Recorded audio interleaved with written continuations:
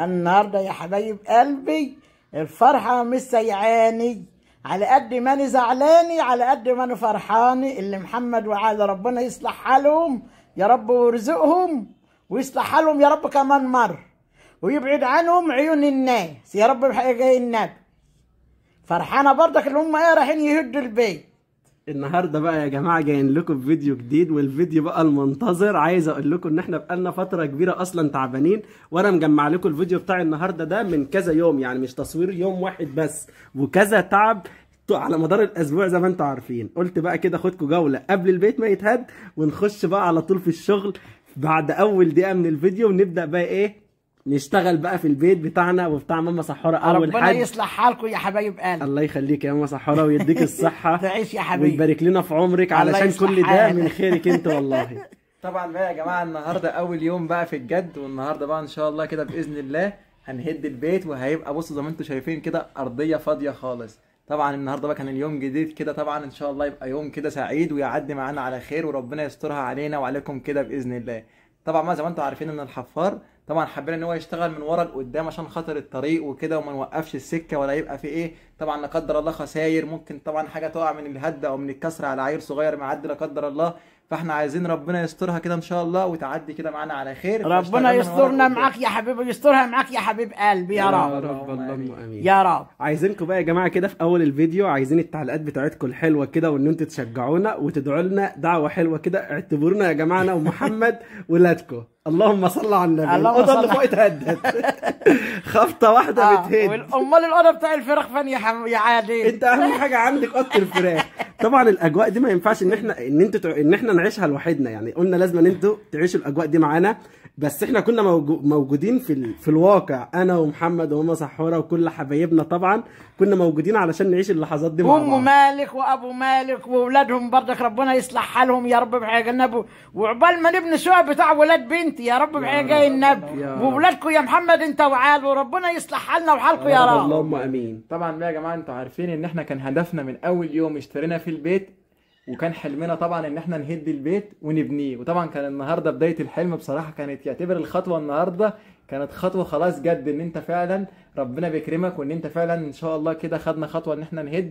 فخلاص ده كان يوم احنا كنا مستنيينه من زمان، وكان حلم بالنسبه لنا، خصوصا بقى وانتوا عارفين طبعا ان مفيش اجمل من ان احنا مثلا نشتري قطعه ارض وان احنا نهدها، وان احنا اللي ناسسها، وان احنا اللي نبنيها كده باذن الله. طبعا بتفرق كتير ان انت مثلا لما يكون عندك مساحه كويسه وتقسمها طبعا على الحاجه اللي تناسبك، المساحات تكون كويسه بالنسبه لك، طبعا بتبقى كل حاجه حلوه ان انت كل حاجه بتناسبك او بتناسب بقى اسرتك بمعنى اصح فانت بتعملها. فطبعا ده كان حلم بالنسبه لنا ان شاء الله كده، وربنا كتبه لينا، فان شاء الله كده ربنا يكتبه لكم كده باذن الله. باذن الله. طبعا يا جماعه احنا شاريين البيت ده، طبعا احنا كنا شاريينه في شهر 7 اللي فات ده اللي قبله، فاحنا يا جماعه دلوقتي شاريين قطعه البيت دي بالظبط بقالنا سنتين، فضلنا مستنيين سنتين مفيش اي مشكله. واحده واحده مع الوقت ربنا يكرمك، لو هتعمل دور اولاني هتعمل دور تاني، واحده واحده. محدش بياخد السلم يا جماعه على طول لاخر درجه، يعني درجه درجه، وان شاء الله ربنا يكرمنا ويكرمكم كده جميعا، وكل واحد ربنا يحقق له الحلم او الهدف اللي هو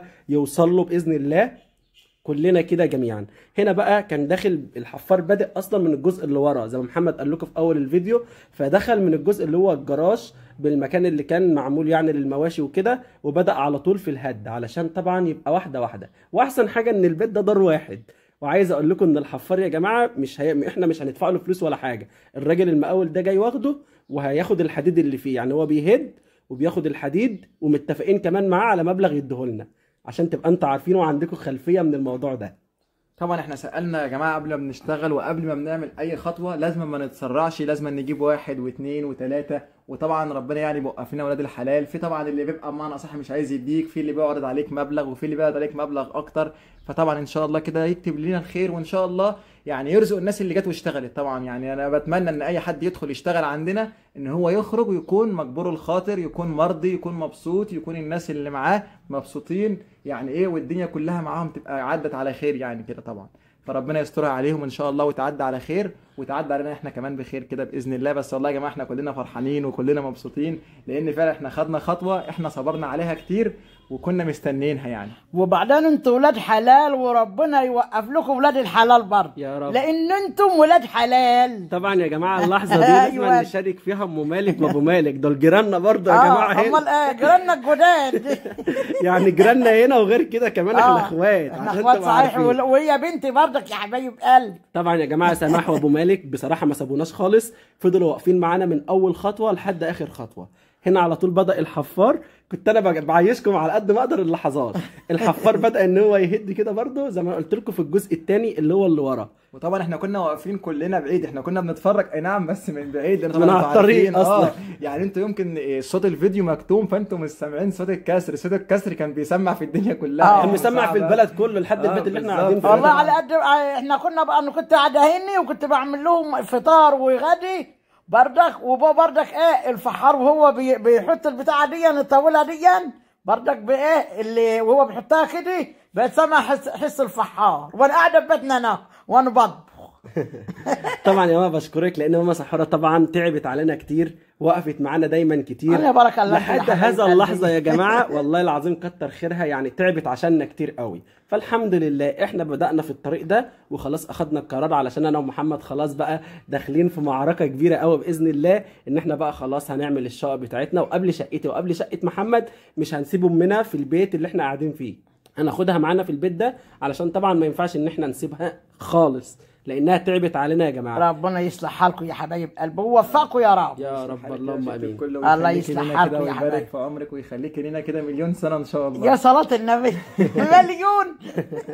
كفايه ما سحوره الضحكه اللي على وشك اللي احنا دايما شايفينها دي. والله انا فرحانه على اخر الفاض، يعني الدنيا دي مسيعاني دلوقتي. طبعا يا جماعه انتوا اكيد كمان كل الناس اللي بتحب لنا الخير وتتمنى لنا الخير طبعا اكيد فرحانه من قلبها، فادعوا لنا كده دعوه حلوه من قلوبكم ان شاء الله نعمل حاجه كده تبسطكم، وان شاء الله نعمل حاجه. طبعا انتوا بادئين معانا من البدايه، من اول ما اشترينا ومن ساعه ما هدينا، وان شاء الله لما نبني وان شاء الله لما نتجوز. فطبعا ان شاء الله كده انتوا عايشين معانا كل الاجواء، وان شاء الله احنا عشنا مع بعض كل حاجه سواء وحشه او حلوه، وان شاء الله يبقى دايما اللي جاي يكون حلو كده، وان شاء الله نتبسط وانتوا كمان تتبسطوا معانا. انا يا محمد زعلان قوي عليك. ليه؟ ليه؟ الاوضه بتاعتي كمان سحوره داخلين عليها خلاص، اللي هي الاوضه بتاعت الطيور، ما عدناش هناكل فراخ بقى اللي هي بتاعت ماما سحوره 3-4 كيلو اليومين دول، فهنستنى فتره بقى لحد ما نبني، وبعد كده يا جماعه تبقى ماما سحوره تربي لنا بقى في البيت الجديد. هربوا لكم ان شاء الله يكبدوا هنا بقى بركه الا انتم. هنا ده اول ما الفحار بيطلع له الحديد هو بياخده كده بيشده، الفحار بيبعده يعني بعيد، ده شغال مع الحفار مع المقاول يعني عامه، وهو بيبدا ان هو يكسره بالمرزبه دي علشان ياخد قطعه الحديد، لان كيلو الحديد تقريبا بحركه 40 جنيه او 35 جنيه تقريبا يعني على ما يعدل. ربنا يكسب لهم كسبهم يا رب يا رب، فربنا يرزقهم يا رب ربنا اللهم امين. هنا طبعا انا كنت واقف لكم اساسا في الدور الثالث عشان تبقوا عارفين، عشان ابقى بعيد عن الهدم وعن التراب، علشان طبعا الحاجات دي غلط، لازم أن يكون مفيش اي حد واقف خالص تحت الهدم ولا اي حاجه خالص، علشان طبعا تقدر الله ما يحصلش اي حاجه. هنا بقى ماما سحوره كانت جايه وفضلت واقفه بقى ايه عايشه الاجواء. طبعا يا جماعه احنا كنا واقفين في الظل كده، وطبعا عمالين نتكلم وعمالين بقى نتشاور، طب ده هيحصل فيه كذا وده هيحصل فيه كذا، طبعا بقى انتوا عارفين بقى انتوا الكلام ده. دي العشه اللي كانت على السطح يا عاد. في عشه كده كانت اوضه صغيره، كانت معموله على السطح. يمكن انتوا ما شفتوهاش، بس كانت معموله بالطوب اللي هو بتاع زمان اللي هو بالني، اللي هو بالني دي. والجزء اللي هو الفحار دلوقتي بيعمل فيه ده اللي هو الجزء المطبخ اللي كانت ماما سحوره بتغسل فيه الطيور زي ما انتوا كنتوا شايفين الفيديوهات بتاعتها. فبدا برضو ان هو يكسر كل حاجه. عايز اقول لك ان البيت ده فيه هدم كتير قوي يا محمد فعلا. وعايز اقول لكم على حاجه يا جماعه برضو، ان البيت ده قديم، يعني قديم بمعنى اصح بقاله فتره كبيره قوي، فان شاء الله طبعا لما احنا نشتغل ونجدد هيبقى الشارع حاجه تانية، وان شاء الله البيت هيبقى حاجه تانية، والطريق هيبقى حاجه تانية، فان شاء الله يعني احنا هنغير من الموقع نفسه للاحسن كده باذن الله، لان طبعا احنا عايزين نعمل حاجه حلوه لينا ولنفسنا وكمان للي حوالينا يعني باذن الله. ربنا يصلح حالكم يا حبايبي. الله يخليك يا ماما سحوره ويديمك كده في حياتنا وتفضلي موجوده ويخليك العمر كله انت والامهات جميعا يا رب. يا رب، لان انتوا البركه وانتوا الخير اللي بيكون. الله يبارك فيك يا حبيبي. الله يبارك فيك. هنا بقى يا جماعه انا حسيت ان الفحار ده كان وهو بيفحر كده صوته مزعج قوي، صوته عالي، يعني الصوت بتاعه عالي قوي يا جماعه، مش اللي هو تكه كده زي ما انتم شايفينه وتسريع الفيديو ومونتاج الفيديو ان هو بيخلص في ثواني. هو اي نعم بيخلص، بس بيبقى الموضوع متعب قوي زي ما انتم شايفين. هنخلص بقى الهدم كله وبعد كده هننزل بقى علشان نشوف ده الشارع وانا بوريه لكم. طبعا كنا شلنا كل حاجه في البيت، ما عادش اي حاجه موجوده في البيت خالص، لحد السباكه لحد الكهرباء اتفصلت، كل حاجه دي اتعملت علشان طبعا المكان كله هيكون خلا وهيتحمل الهدم بتاع المكان كله اللي هو بتاع البيت. يجي حركه 40 مقطوره بالجرار هيتحمله، وطبعا هيروح المكان المناسب علشان طبعا احنا ماشيين بالورق وبكل حاجه ماشيين سليم. مفيش احسن بقى يا محمد من ايه ان انت تشتري قطعه الارض كده وان انت تاسسها بيت بالظبط على طبعا. مزاجك. طبعا ده اكيد والله. انا عايز مثلا ايه الاوضه مثلا 4 متر اعملها 4 متر، عايز الحمام وليكن 5 متر اعمله 5 متر، عايز مثلا الصاله تبقى 6، اعمل كل حاجه على مزاجي. ما اشتريش بيت وليكن يبقى الحمام ضيق وانا عايزه واسع، المطبخ ضيق وانا عايزه واسع، انا بعمل بقى الحاجه اللي على مزاجي، الحاجه اللي تناسبني. ما انا كنت بتكلم في كده. لحد مالك ويامن كانوا واقفين بعيد عن في شقه امهم فالبيت قصادنا على طول. فيامن ومالك كانوا واقفين بيعملوا باي باي، قلت والله انا جايبهم. ما جاتش على مالك وساجد، الكلام كلها كانت بتتفرج يعني يا جماعه. الناس كلها كانت بتتفرج علينا والله. الله يصلح الاجواء ديت. وطبعا كل حبايبنا طبعا بنشكرهم، اللي جم قالوا كلمه حلوه واللي ما اتكلمش خالص. اهم حاجه طبعا لازم نتمنى لبعض الخير، لازم ندعي لبعض ان شاء الله بالخير، ونتمنى لبعض الخير عشان خاطر ربنا يكتبه لينا يعني، وان شاء الله كده ايه يكرمك بيه بمعنى اصح. والحديد اهون بقى اللي طالع من البيت دول بس الشويه الصغيرين بتوع اللي هو القطين اللي ورا. انا ما كنتش متوقع ان البيت هيجيب حديد عشان تبقى انت عارف. لا الحمد لله ان هو جاب حديد اصلا، والحمد لله ان الراجل طلع مرضي ومبسوط. طبعا دي حاجه حلوه انا كنت اتمناها، وزي ما قلت في اول الفيديو ان انا احب ان اي حد يجي يشتغل يبقى ماشي مرضي طبعا. وهو لو ما كانش مرضي كنا احنا برضه يا محمد انا وانت رضيناه برضه وهو ماشي عشان ما حدش يمشي زعلان. طبعا ده اكيد ده اهم حاجه يعني. فربنا اللي بيكرم يا جماعه في الاوقات اللي زي دي، وربنا اللي بيبعت للواحد رزقه علشان تبقى انتوا عارفين. فالحمد لله بقى. انا زمان قلت لكم انا ومحمد حبينا ان احنا ناخد قطعه الارض في بيوت كتير قوي بتتباع ويمكن هتكون توفير لينا، بس ما كانش المساحات بتاعتها تبقى على مزاجنا، وفي نفس الوقت ما كانش هيبقى الحاجه ومش عارفين البيت في ايه من الاخر. انما انت لما تاسس هتبقى حاجه على مزاجك. هنعمل حاجه صح من الاول طبعا، ده رقم واحد. رقم 2 انا هبقى عارف انا حطيت ايه في التاسيس. رقم 3 انا هعمل تفصيله تناسبني وتناسب عيلتي. رقم 4 هشطب على مزاجي مش تشطيب مثلا اللي متحكم فيا. رقم 5 الحاجه اللي انت تتعب فيها اصلا وتشتغل بيها بايدك مفيش احسن منها. صح. هنا دخل على طول في البلكونه، ما عادش غير 3 اوض، البلكونه والمنظره اللي هي غرفه الضيوف بتاع البيت ده، وفوق اوضه ثانيه البلكونه اللي كانت ماما سحوره حاطه فيها السرير. خلاص اوضه الطيور بتاعت ماما سحوره ما عادتش موجوده. ما عادتش موجوده، ما عادش لها تانيه خالص. خالص بصراحه. طبعا يا ماما سحوره مالناش بركه الا انت. هنا بقى كنا احنا على الطريق خالص، قلت اما اجيب لكم الجزء ده وبعد كده اوريكم الهدم كله اللي على الارضيه، ان هو كميه كبيره قوي ما كنتش متوقع، لان البيت ده على طوبه كامله، والطوب اللي هو بتاع زمان ما اعرفش هو اسمه ايه بصراحه. الطوب الاحمر ده. هنا بقى ماما سحوره عملت الفطار، عامله طعميه وفول وجبنه وبطاطس وبتاع بتنجان بنت مروقه. والله يا بركه الا انتوا يا حبايب قلبي والانفاق. بتعمل كل حاجه بنفس. امال ايه وجبنه بردك من اللي هي المعمل جميله بردك، وعامله فول وطعميه والحاجات دي. بس انا نسيت يا محمد اعمل لكم حاجه. ايه السلطه واعمل لكم بصلتين.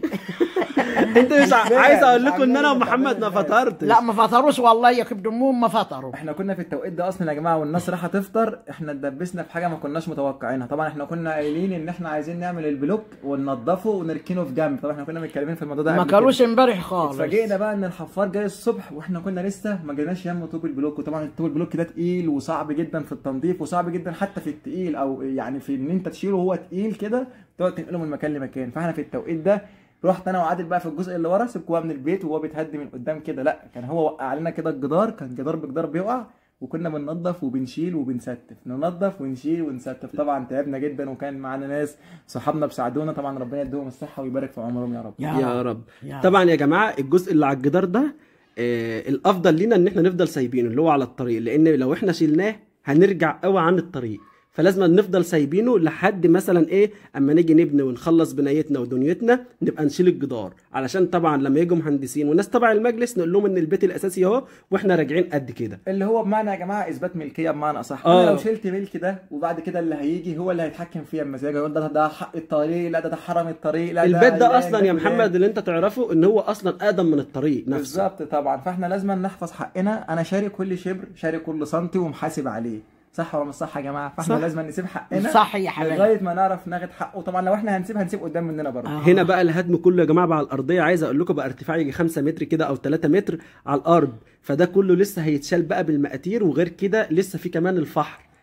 عارفين ان هو الوقت كده بنجزكم في الوقت. البيت كله بقى خلاص ارضيه اهو، ما عادش بقى غير الجدارين اللي انا قلت لكم عليهم بالصف الشجر اللي على الطريق ده. شفتوا يا جماعه البيت اتهد ما شاء الله في ثانيه، في ثانية. شوفوا بقى هيتبنى في كام شهر يعني. الخراف في ثواني والعمار في كتير. والله فعلا ده حقيقه. هنا بقى المقاتير والكراكه كانت غيرت بقى الحفار اللي هو بتاعها اللي بيفحر، وركبت الكبشه بتاعتها دي علشان تبدا تشيل بقى اللي هو التكسير والحاجات. كان خلاص خد الحديد كله، بس لسه في حديد في الارضيه برضه. كده ما عادش في حديد بمعنى صح في السقف، ما والجدران عادش. كلها اتهدت، ما عادش بقى الا الكسر اللي هو نزل طبعا من السقف ومن الجدران، فخلاص وبيحمل كان المقاتير بقى. وده كله طبعا هيروح يترمى. يعني المقاول اللي واخده هو حر في حاجته، يعني هو اولى بيها وعارف مكانها هيوديها فين. احنا ما خدناش اي حاجه في الهدم خالص لغايه المواسير بتاعه السباكه اللي كانت باقيه ما اتشالتش. كان المقاول موقف ناس بياخدها، يعني هو خد البيت كله، مالناش دعوه لا بهدم لا بشرب، مالناش دعوه باي حاجه. اللي يطلع في البيت هو من حقه خلاص طبعا، لان احنا باركنا له فيه، ان ربنا طبعا ايه يعني يرضي منه، وان اي حاجه فيه تخصه يعني. ايوه هنا بدا بقى اللي هو الكراكه بتشيل بقى كل حاجه،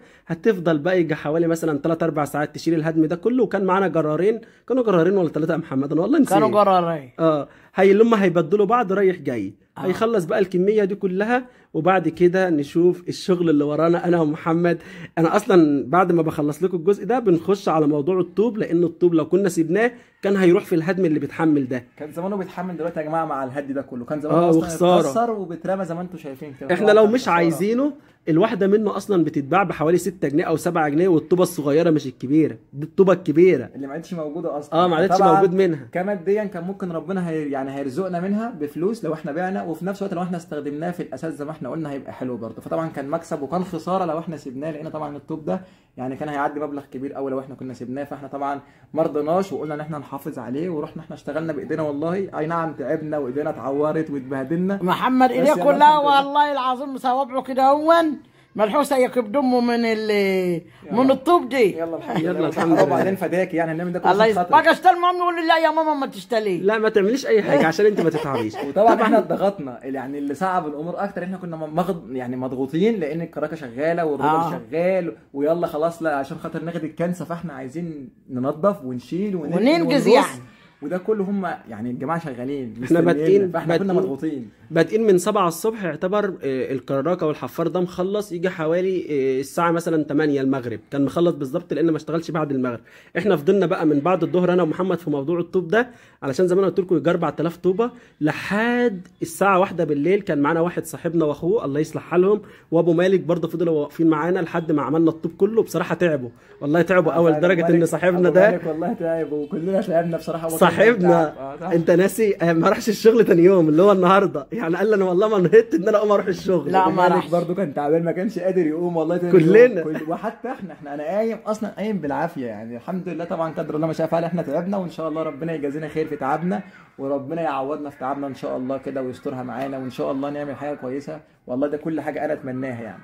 هنا ماما صحرا بقى عملت بقى الغدا لهم، جايبه سمك بلطي، وعامله رز بردك، بس مش رز طباخ ولا حاجه، مش رز قصدي بتاع صياديه ولا حاجه، عامله رز ابيض زي ما احنا بنعمل برضه. الاكل ده يا جماعه للناس اللي شغاله بس، للناس الشغاله بس، اللي كانوا شغالين. انا ومحمد ولا ابو مالك بصراحه ما كناش، كان لنا اكل في البيت. هم كانوا 4 أنفار او 5 يعني. طبعا هنا بقى تاني يوم بعد ما جبنا الطوب ورصناه زي ما انتم شايفين واتنضف. طبعا الطوب ده كان لازق عليه اسمنت، احنا على اللي واقع ده بالظبط على قد الاسمنت ده كله نكسر الاسمنت. شوفوا ما شاء الله طوب قد ايه. كل ده احنا شايلينه طوب وطوبه، وشايلين بمسافه كبيره قوي عشان نرصه هنا. انتوا فاهمين ازاي؟ ده على البيوت بتاع الجيران اللي جنبنا في الشارع الجانبي. الطوبه اصلا وزنها تقيل، زائد ان شايلتها اصلا صعبه، زائد ان هي بتمشي مسافه عشان خاطر ترص وتنظف وترص. يعني انت لو شاري وبنستف احسن، انما انت بتنظف وبتكسر وبتشيل وبترص. عملنا كل حاجه حرفيا يعني. يا خسرت الشاكوش يا محمد اللي راح في الهدم. وطبعا في شاكوش بقى ولا بننظف بس. يلا فداكوا يا حبايبي. الحمد لله يا جماعه، الحمد لله جت على قد كده في شاكوش. الحمد لله. بصوا الاسمنت ده كله احنا موقعينه بالشاكوش وبالاجنه يعني. الحمد لله كل حاجه لازم نحافظ عليها. عايزين بقى كده في اخر الفيديو دعوه حلوه من قلبكم. نشوفكم في فيديو جديد، تصبحوا على خير، والسلام عليكم ورحمه الله وبركاته. باي باي باي باي.